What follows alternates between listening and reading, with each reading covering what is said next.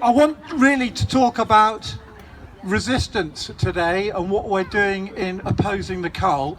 I've just had a quick word with Dominic, and I sort of wanted to just add something before I start on that about Eurobadger. Eurobadger was something that we started last year because we realised that there was no representation for badgers within the European Parliament, and one of our colleagues, Tom Langton, is a specialist ecologist who specialises in European wildlife law, and it was at his suggestion that we do something.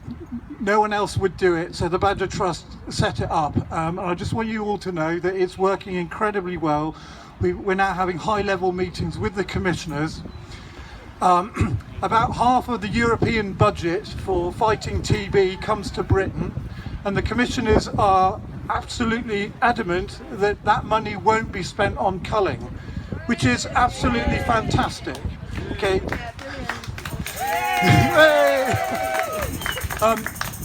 It's taken off. We've now got about 4 or 5 different countries. There aren't badgers all over Europe. They're not so prevalent in the warmer countries, but in the northern countries, they're all on board with us, and we've now got a really effective pressure group. And it's not for me to say, how you want to vote in the referendum, but there are little things going on in Europe that we've been able to energise to have a really positive effect for badgers and wildlife. So I just thought it's important that you knew that was going on. Right, so what I really wanted to talk about today, because it's kind of pertinent politically, is about resistance and us fighting the Cull, and why it's so important that we stand up for our core beliefs and for what we know to be right. We're in a new era of resistance. You would have seen Jeremy Hunt on the TV in the last couple of days, basically being handed his political career on a plate by Jon Snow because he's had to finally backtrack on the doctors issue. But this resistance is happening everywhere throughout the country.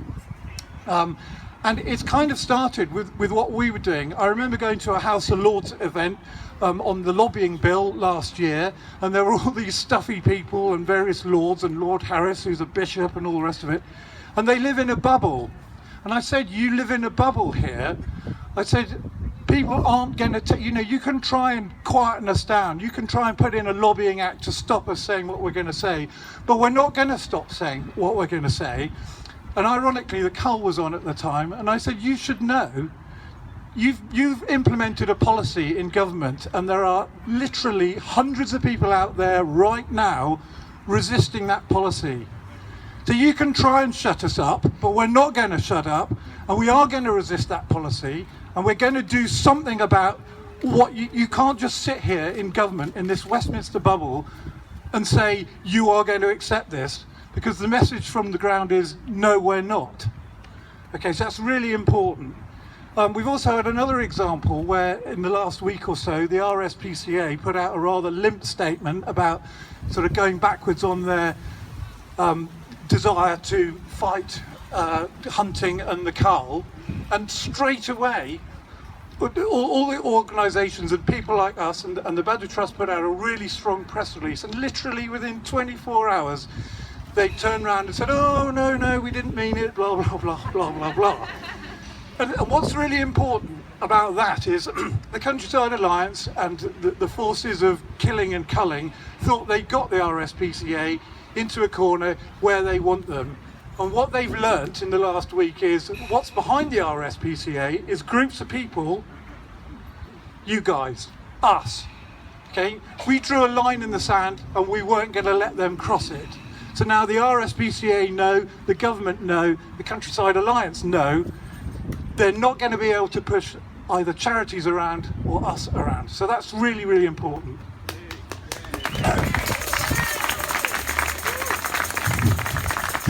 And there's a really good reason behind this. And this is about a principle I have, which is about not compromising on fundamental moral issues. We don't compromise on abuse of children. We don't compromise on abuse of men, women. We don't really compromise, if we can help it, on the abuse of the environment. But we certainly don't ever compromise on the treatment of animals. And it's really important that we don't get into a stage where some of the wildlife charities, the bigger ones that have been around, have started to negotiate between right and wrong. And there is no median position between right and wrong. If you do something that is half right, it's actually wrong.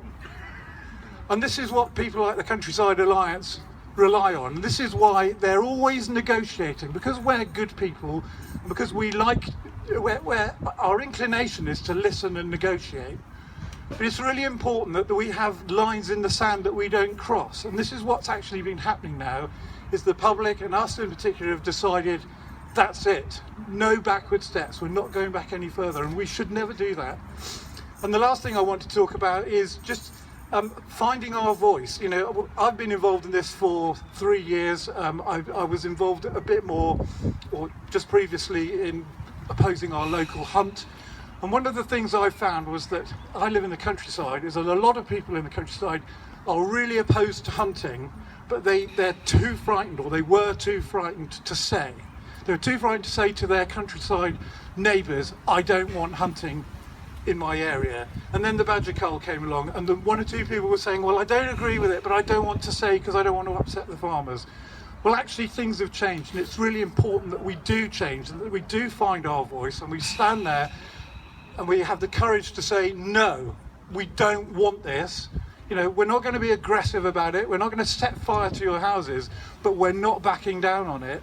And then what happens when you do that is you encourage all your neighbours. They go, oh, well, he's speaking out about it.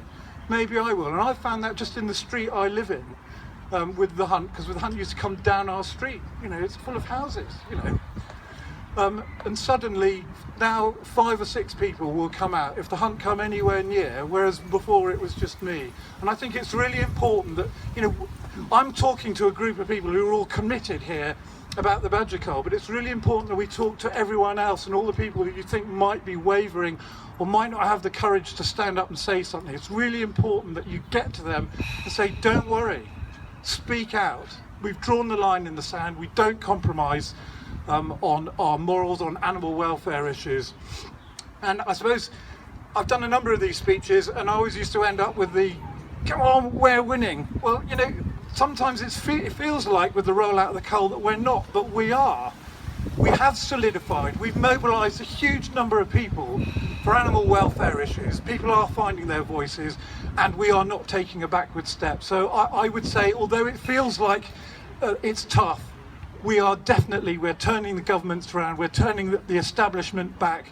We've drawn that line in the sand, and what we're here to do today is to prove that and to get out there and to keep doing it. So thanks very much for listening.